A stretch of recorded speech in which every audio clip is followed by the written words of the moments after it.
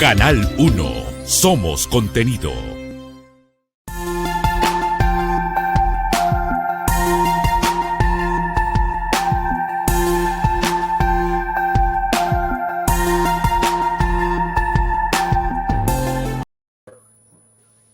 Hola amigos, ¿qué tal? ¿Cómo están? Bienvenidos. Soy Marta Monge y a partir de este momento iniciamos Lectura al Día, donde damos a conocer libros de gestión empresarial que pueden colaborar y contribuir a una mejor gestión.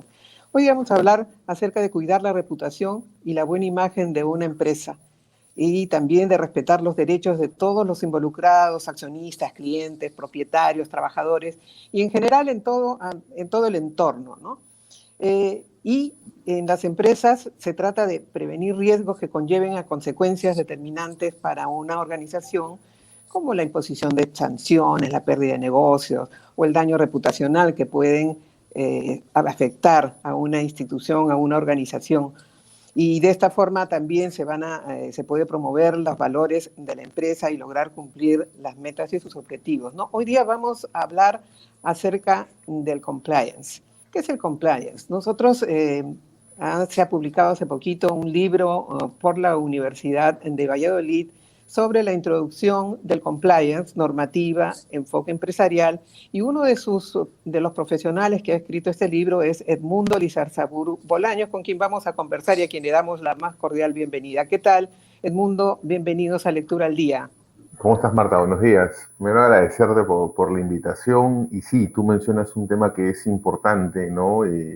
Cómo las empresas de alguna manera tienen que estar al día con cierta normativa, con cierta información que viene saliendo, que hoy en día se ve un poquito lejano porque el día a día nos gana, ¿no? Sí, es verdad. El compliance es el cumplimiento normativo, como acabas de señalar. ¿Cómo se inicia una implementación de un compliance en una organización? ¿Puede ser aplicado además a cualquier organización? ¿Todas las empresas pueden aplicar el compliance? A ver, te cuento un poquito.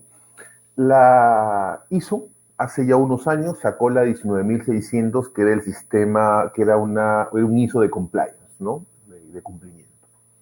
Este año, ¿no?, salió la ISO 37301, que es la actualización de la 19600 y nos habla sobre el compliance, la gestión del compliance. Además, y es importante mencionarlo antes de pasar al libro y darte esta introducción, es que el compliance ya se ha hecho parte como una norma técnica peruana. Entonces, respondiendo a la pregunta, todas las empresas lo pueden implementar, porque el compliance es una suerte de buena práctica buscando ¿qué? Buscando que las empresas, todas, no importando el tamaño, puede ser MIPE, puede ser mediana, grande, corporativa, de alguna manera puedan tener alertas de prevención en materia de cumplimiento normativo, en materia de cumplimiento legal, no en materia de antisoborno. Es decir, el compliance se complementa con otros sistemas de gestión, como el antisoborno, como la gestión de riesgos, como calidad. Entonces, puede ser implementado para todo tipo de empresa. Y lo que es importante mencionar, y eso es lo que la hace más cercana al empresario, es que no hay que hacer una inversión muy amplia. ¿Por qué? Porque el primer punto importante es el alcance, es decir, tenemos que definir qué queremos hacer. Y dentro de ese qué queremos hacer, y haciendo un símil con lo que les preocupa a los empresarios, que es tener un flujo de caja positivo, para tener un flujo de caja positivo, tengo que tener ingresos y ingresos mayores que los egresos. El ingreso sale de mis clientes, el egreso de mis proveedores. Y el compliance parte de una premisa importante: gestionen mejor a sus clientes y proveedores. Es decir, el compliance nos va a ayudar de alguna manera a poder tener mejor identificados a los clientes críticos, proveedores críticos, y hacer un análisis mucho más profundo para poder generar mayores estrategias de cara hacia ellos. Edmundo, estamos hablando que se complementa con la responsabilidad social empresarial, el compliance. A ver, en realidad la responsabilidad social, quitando el concepto filantrópico, se complementa con todos los estándares. Es correcto. ¿Por qué? Porque la responsabilidad corporativa lo que busca al final es impactar en generar un buffer de reputación, ¿no es cierto? Es decir, esa reputación va a estar asociada a mis grupos de interés quienes perciben. Y la definición del alcance de los stakeholders de los grupos de interés es fundamental para un modelo de compliance, ¿no? ¿Por qué? Porque así yo puedo saber qué marco normativo debo cumplir. Normalmente uno dice, ¿quién me regula? Entonces, la gente, en algunos sectores, nadie me regula. Vamos con calma. SUNAT nos regula a todos. Entonces, es el primer check que nos olvidamos, ¿no es cierto? El segundo check... Sí. Dime, perdón, discúlpame. No. Y la ética te decía, ¿dónde va el tema ético?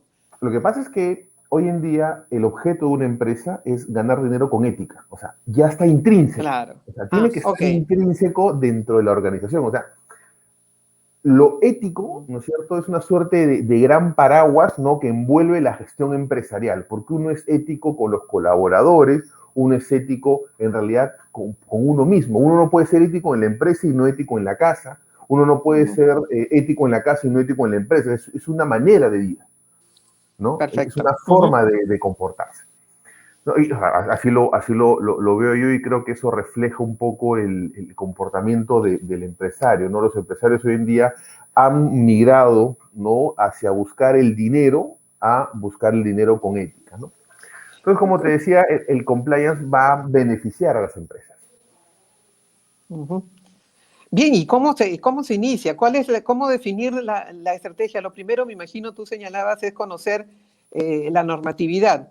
¿Qué nos norma? ¿Qué norma una empresa? En primer lugar, siempre hay, decías, la SUNAT es la primera que nos regula, ¿no? Pero después, ¿cuál es el siguiente paso?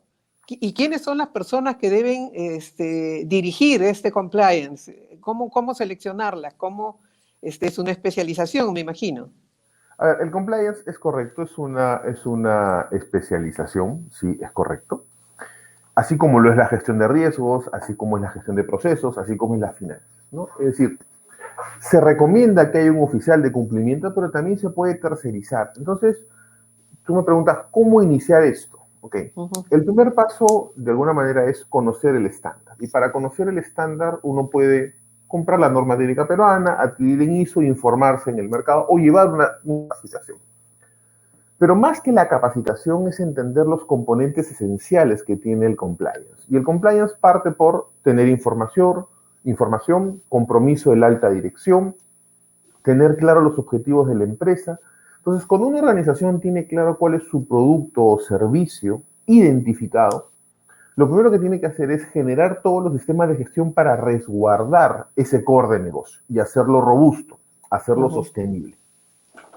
Una vez que se presenta eso, ¿no?, uno puede ya gestionar un sistema de compliance que permita alertas tempranas, permita tener un canal de denuncias, pero sobre todo permite incorporar en la organización, en la empresa, una cultura de integridad, que es un aspecto importante y es uno de los pilares tanto para el compliance como para el antisoborno, que es fundamental hoy en día, ¿no?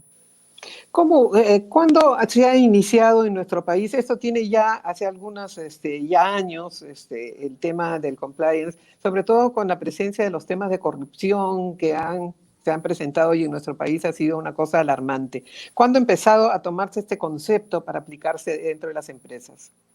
A ver, el estándar de compliance nace o viene de la 19.600 en el 2014, ¿no? En el 2016 salió la ISO 37001 de antisoborno, como te digo, este año se ha actualizado.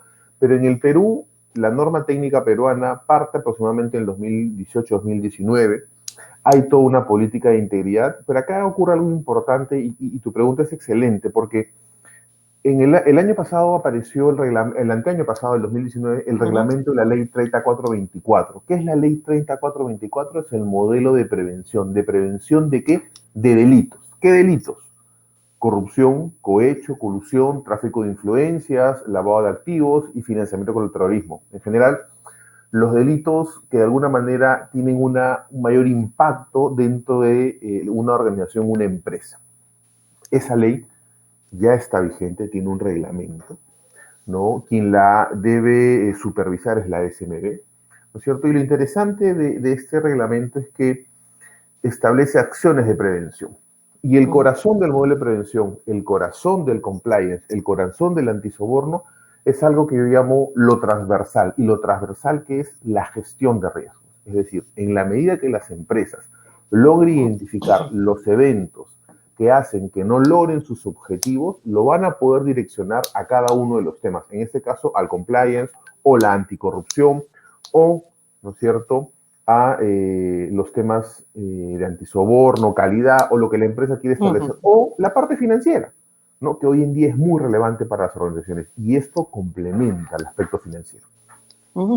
Una pregunta es respecto, has hablado del compromiso de los accionistas, de los propietarios, de los dueños de la empresa. ¿Qué tan importante es que los trabajadores se encuentren involucrados en el compliance? Ya, fundamental. Yo creo que hoy en día hemos pasado a entender algo que es fundamental. ¿Qué es eso? Antes nos decían, el cliente tiene la razón, el cliente es importante. Sí, el cliente es importante, el proveedor es importante, pero algo que hoy en día hemos aprendido gracias a la pandemia, lamentablemente, es que el colaborador es el engranaje, es el eje en la organización.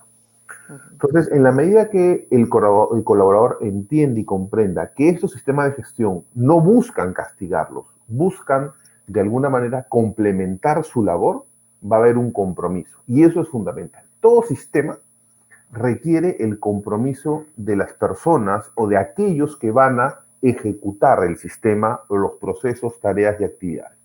Entonces, es fundamental que los colaboradores estén entrenados, capacitados, pero sobre todo motivados, ¿no? Y vean y entiendan que estos sistemas de gestión como el compliance lo que buscan es proteger su trabajo, darle trazabilidad y además una continuidad y una óptima segregación de funciones. Sin embargo, Edmundo, siempre hay una resistencia. ¿Cómo romper esa resistencia en los trabajadores que ven con temor y como peligro de perder su posición cuando alguien trata de aplicar estos nuevos conceptos? A ver, ¿cuál es el inconveniente que se puede presentar? La resistencia siempre va a estar presente. ¿Y por qué siempre va a estar presente? Porque todo cambio genera incertidumbre, ¿no? Entonces, el primer componente importante para vender a la interna un sistema de compliance es entender que toda acción ex ante es más positiva y más robusta que ex post. Entonces, ese es el primer componente. El segundo es que estos sistemas de gestión buscan que las organizaciones, a través de las personas, tengan un paraguas de cobertura, ¿no? ¿De cobertura frente a qué? Frente a actos que terceros pueden cometer y que de alguna manera podrían complicar, ¿no?, el accionar de las personas y de las empresas. Es realmente interesante e importante porque finalmente el compliance va a hacer que las empresas se beneficien. Es un beneficio para las empresas para que sigan adelante, para que sus trabajadores se puedan alinear con esto, que es una de las cosas que a veces se complica un poquito más. Pero quería hablar un poco acerca del libro que han publicado, Introducción al Compliance, Normativos, Enfoque Empresarial. Son varios profesionales que se han juntado para hacer esta publicación, Edmundo. Sí, correcto. En este libro hemos trabajado diversos profesores de diversas universidades, ¿no? Tanto de la Universidad de Sal, la Universidad de Valladolid, de universidades nacionales e internacionales y profesionales independientes, ¿no? Tenemos a la doctora Nancy Laos, a la doctora Lilian Roca, al doctor Ángel, a Diego Cisneros también, ¿no? A Diego Conrado, que es un investigador. Y lo interesante es que el libro busca integrar, ¿no?, a diversos investigadores. Entonces, el libro además han participado otros autores ya en cada capítulo en particular complementando ideas. Por ejemplo, Isabel Casares, que es una profesional muy experta en temas de compliance, también es parte del equipo que ha participado en el libro. Entonces, el libro en realidad lo que busca es, porque está linkeado en el repositorio de la Universidad de Valladolid, y es de descarga gratuita, que es el componente importante. Como autores consideramos que este tema es vital y por eso es que propusimos a la editorial que sea de descarga gratuita. ¿Qué significa eso? Que con el link ¿no? Uno puede acceder y descargar el libro automáticamente, ¿no? Entonces, y el libro lo hemos enfocado en un 70% en aspectos de Perú y un 30% de aspectos internacionales. ¿Por qué? Porque algo que es importante hoy en día es entender que a nivel de compliance no solamente tenemos que ver las leyes y las normas, sino también tenemos que mirar de reojo las buenas prácticas. Porque las buenas prácticas al final lo que hacen es generarnos una tranquilidad y un valor, no solamente como empresa, sino a la vez como personas. Porque el compliance va a ser ejecutado por personas. Las personas dirigen la organización, o sea, hasta los robots no la dirigen. Entonces eso es importante. En el libro además participan, como te decía yo, autores de algunos estudios de abogados, ¿no? Autores de otras universidades que de alguna manera han contribuido, ¿no? con este libro, ¿no? Yo quisiera mencionar a la doctora Suyón, ¿no? A la doctora Rollero, ¿no? Al doctor Espinosa Rodríguez, a Luis Noriega, a Hugo Flores, ¿no? A diversas personas que de alguna manera han contribuido. Y lo interesante del libro, y te quiero comentar algo, es que a nivel académico, la Universidad de San y otras universidades consideran importante hacer partícipe no solamente al sector privado, al sector público, pero también a los estudiantes. ¿Por qué? Porque el estudiante al final va a salir al mercado y va a tener e implementar un conocimiento. Entonces, en este libro en particular han participado alumnos de la Universidad de San y la Universidad del Pacífico también, y de una consultora en particular. Entonces, esto es interesante porque estamos amalgamando la relación academia, sector privado y estudiantes, ¿no? Para generar todo un círculo virtuoso que de alguna manera beneficia la lectura, porque es una lectura que puede realizarla alguien que no es experto, alguien que es experto, alguien que lo quiere implementar, ¿no? Y lo interesante es que no tiene costo, es un libro de descarga gratuita, eso sí, virtual, ¿no? No, es excelente realmente el tema de que sea gratuito porque va a ayudar a la gestión de muchas, sobre todo de estas pequeñas empresas que están tratando de salir adelante y en un esfuerzo tremendo. Has mencionado el tema de las buenas prácticas. ¿Cuáles son los elementos más usados para gestionar las buenas prácticas, Edmundo? El primer elemento importante, y es el que yo siempre repito, es la información, ¿ok? Es decir, contar con la mejor información disponible, ¿no? ¿Qué significa eso? Significa que las empresas para la toma de decisiones deben de tener información. Si no tienen información, todo lo que puedan hacer, todo lo que puedan ejecutar, va a ser un problema. Hace un tiempo, una persona con la cual yo conversé, que es experta en contrataciones, me dijo: todas las estrategias que tú quieras diseñar las puedes discutir y rebatir. Lo que uno no debe discutir es la calidad de la información. Entonces, los datos son importantes y tienen que estar resguardados. Y eso es lo que a veces no tenemos. Uno va a una pyme y le pregunta: ¿quién son tus clientes? Tal. Solamente le vendes a 2, no, le vendo 80. ¿Tienes la lista de clientes? No. Primer paso, ten tu lista de clientes. ¿Para qué? Para luego ir generando potenciales promociones, ¿no? A mí me pasa mucho y me dicen: oye, pero en el compliance apliquemos el data mining, ¿no? Y me dicen: oye, hay algunos robots o inteligencia artificial que podemos implementar. ¿Y cómo está tu data? Pregunto yo, ¿no? No, ¿qué data? Me dicen. A ver, el data mining y el analytics sin información no funciona. No, es que eso no me han dicho, me quedó claro. Entonces, lo ideal es tener la información. Con información se construye todo. Y Edmundo, y información de calidad, que Correcto. hay que hacer, para eso hay que hacer un seguimiento. Y esto aquí tiene que ver el tema de la auditoría, por ejemplo, de las organizaciones más grandes. A ver, en realidad, el año pasado también, el año 2020, lamentablemente pasó la pandemia, pero pasaron cosas positivas. Se actualizó el PMI, se actualizó Compliance, y el Colegio de Auditores de Estados Unidos actualizó lo que antes llamaba el modelo de las 3 líneas de defensa, que lo llama ahora las 3 líneas, donde una empresa la puede uno separar en 3 grandes grupos. La línea 1, que es lo que atiende al cliente, a los proveedores. La línea 2, donde está compliance, donde está riesgo, donde está calidad. Es decir, las áreas que establecen los manuales, las políticas de cómo se debe interactuar. Y luego viene el área de auditoría. Entonces, auditoría lo que va a hacer es, va a conversar con compliance y le va a decir: a ver, ¿cuál es el manual? ¿Qué has implementado?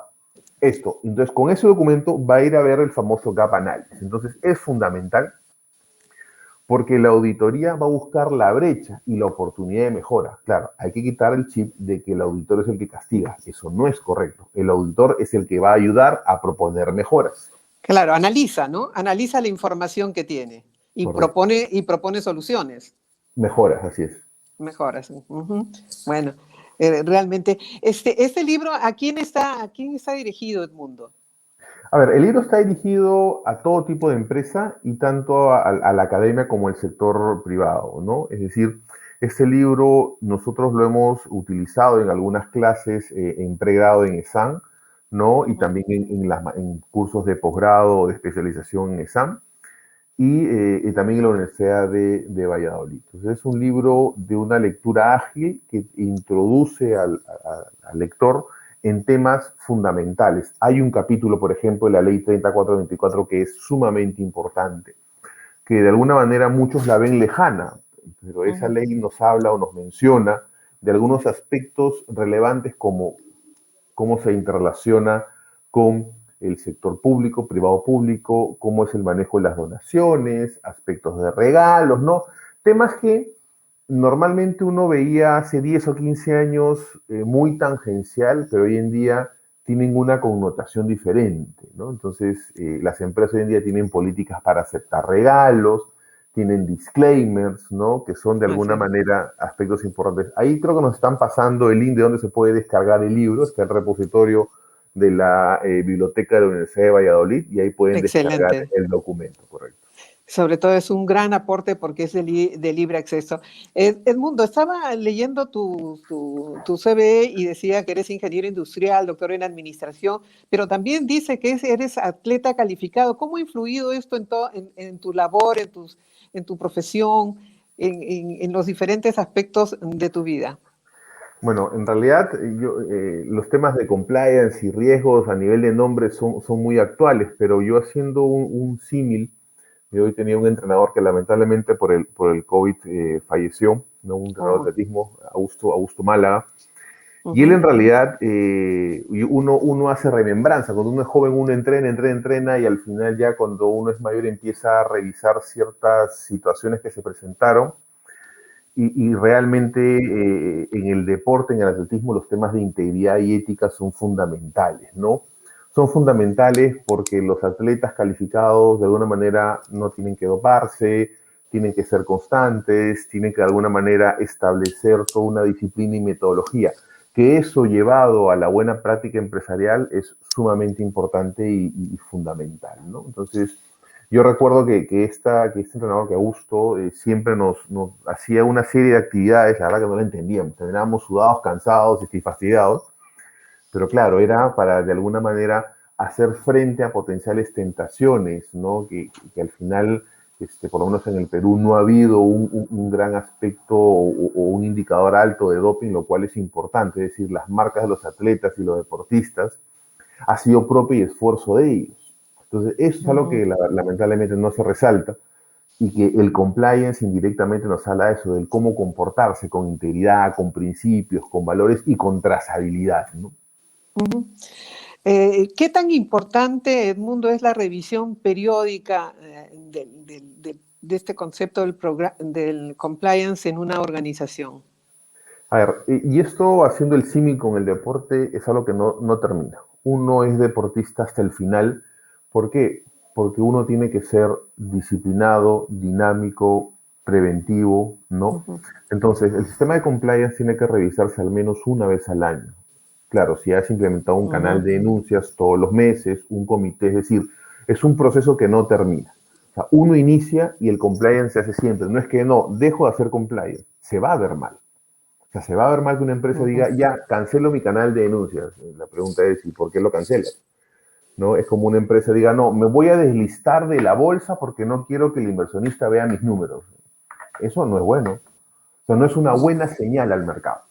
Entonces, el compliance como sistema implementado es una señal sumamente positiva y que de alguna manera genera acciones de prevención. Que esa es la parte importante. O sea, el concepto de la prevención debe calar de tal manera que no vas a evitar, lo que vas a hacer es prevenir, vas a mitigar, ¿no? Yo no elimino las cosas. Si yo elimino un proceso, no es que elimine el riesgo, eliminé el proceso y en la nueva actividad que voy a realizar me genero un nuevo riesgo, es decir, del inherente paso al residual.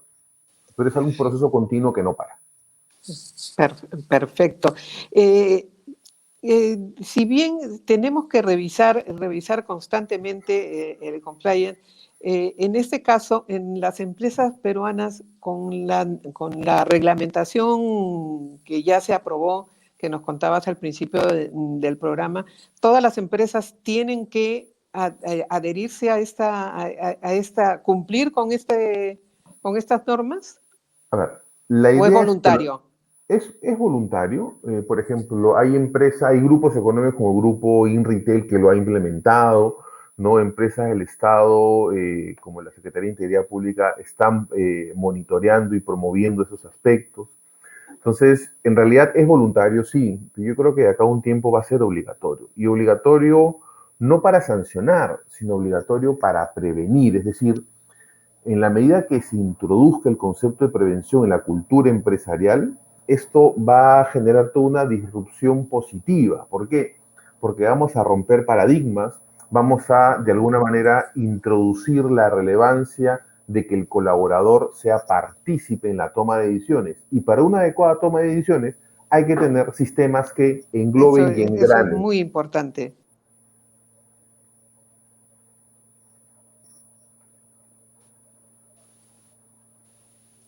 No te escucho.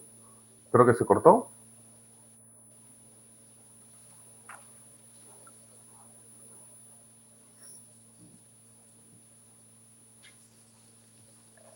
Ahora sí, te escucho, no te escucho. No, se fue la señal. Yo te estaba Ok. escuchando que nos decías para una adecuada toma de decisiones. Es importante la información y que la información sea procesada y entendida por los colaboradores. ¿Hay aceptación de las empresas peruanas de adherirse a este concepto? Sí, como te comentaba yo, el grupo InRetail conozco que lo ha implementado, hay otras empresas que están en proceso de implementación, pero acuérdate que esta ley 3424 se complementa, ¿no?, con el antisoborno, con el compliance, ¿no?, y con el reglamento de los delitos a las empresas, ¿no? Hay una ley, no recuerdo el nombre ahorita, que lo cual es la base de la Pero, 3424. claro, pero son pocas en realidad todavía que lo están aplicando. Son pocas, pero son importantes. ¿Por qué? Porque, por ejemplo, el grupo InRetail lo ha implementado. Entonces, claro, indirectamente los proveedores y clientes tienen que estar anexos o con cierta relación de esa información. Entonces, el proceso de decante es mucho más rápido. Claro, es importante que una MIPE lo implemente, sí, pero que una empresa grande con muchos proveedores, las mineras, va a ser fundamental, ¿no? Porque va a generar toda una cultura de prevención que hoy en día la aplican en finanzas, en sus procesos, pero hay que decantarlo un poquito más. Perfecto, Edmundo. Muchísimas gracias por tu atención. Yo creo que es un concepto interesante que se tiene cada vez que ir ampliando más dentro de las organizaciones, ya sean grandes o pequeñas, y sobre todo me parece muy importante que ustedes como profesionales hayan dispuesto de que sea de libre acceso. Eso me parece buenísimo. Y ya hemos puesto en pantallas la dirección para que puedan registrar, sacar, copiar el libro, leerlo y poner a disposición, ¿no? Muchísimas gracias, Edmundo.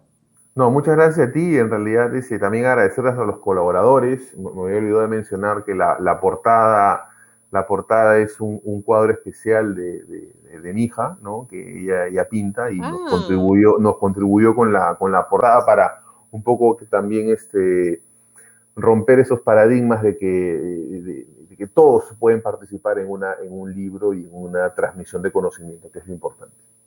Claro, el conocimiento nos abre las puertas al mundo, como siempre decimos, y la lectura más aún. Nos hace Correcto. descubrir cosas interesantísimas y nos da mucho conocimiento. Muchísimas gracias. Estuvimos conversando con Edmundo Muchas gracias, Marta. Lizarburu Bolaños, sobre el libro, Introducción al Compliance Normativo, Enfoque Empresarial. Bien, nosotros amigos nos vamos ya y les queremos decir, nos queremos ir con un mensaje, ¿no? Amar la lectura es trocar horas de hastío por horas de inefable y deliciosa compañía. John Fitzgerald Kennedy, 1917-1963. Él fue el 35 presidente de los Estados Unidos de América. Y conmigo será hasta una nueva oportunidad. Nos vemos la próxima semana con una nueva publicación de un libro de interés para todos ustedes. Muy buenas. Gracias.